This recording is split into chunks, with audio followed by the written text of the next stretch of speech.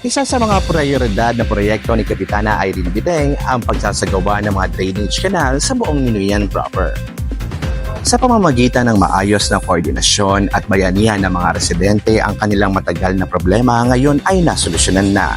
Isang matagumpay na proyekto na naman ang natapos mula sa kahilingan ng mga residente ng Phase 3A Minuyan proper.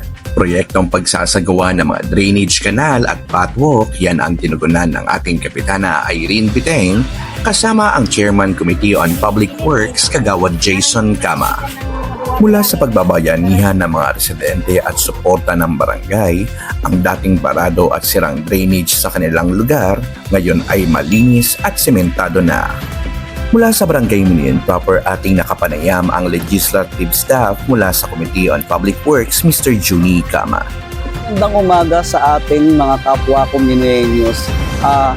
Ako po bilang isang legislative, laging nakaalalay sa anumang programa ni Kapitana Irene Biteng at ganoon na rin po kay Kagawad Jason Kama bilang komite ng mga pagawain sa ating barangay. Isa lamang po sa mga prioridad ng ating pamalahang barangay na tugunan kung ano man ang mga kailangang ayusin bilang rehabilitasyon ng mga kanal.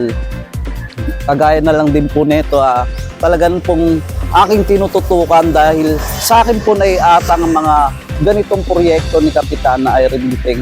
Kaya po sa mga kapwa Komunenyos, kung meron po kayong suggestion o gustong ipagawa, maaari lamang po kayo maipag-ugnayan sa akin at ipipila po natin yan para na matugunan natin.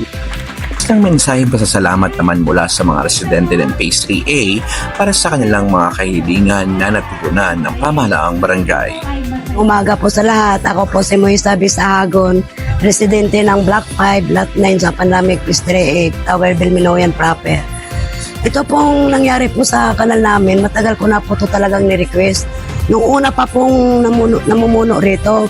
Kaso po, ilang beses po ako pumunta doon, hindi naman po agad-agad na aksyon. Nung umupo na po si Kapitana Irene Biteng, naisip po namin dito ng kababayan na i-request po namin ulit. Ngayon po, naggawa po kami ng letter para request letter po sa kanya at buo po namin, buong puso po na po kami nagpapasalamat dahil inaksyonan po niya agad. Isang linggo lang po, bumaba na po rito si Kagawad Johnny Kama. Kaya maraming pong salamat sa pag-aksyon sa amin rito. Dati po kasi ako rito, tagal ko na po rito, 20 years na po ako naninirahan. Kaso po ganito po, pag nagre-request po kami, hindi naman po kami iniintindi. Binabaliwala lang kami. Kaya po ngayon, malaki pong pasasalamat namin kay Kapitana Irene Biteng. Mabuhay po talaga siya sa pagtugon ng aming kahilingan. Salamat na maraming salamat Irene Biteng. Mabuhay po kayo. At ako nga po pala si Encarnacion Mislos.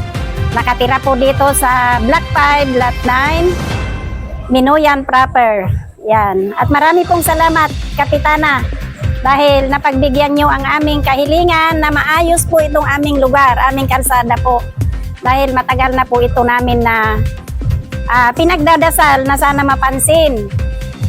Kaya lamang po ay hindi po nangyari. Kung hindi pa po kayo dumating sa amin, ay yun nga po, naayos na. Kaya maraming salamat po, Kapitana, at sa buong barangay. Naparamdam po namin talaga kung ano yung totoong pagseservisyo, no?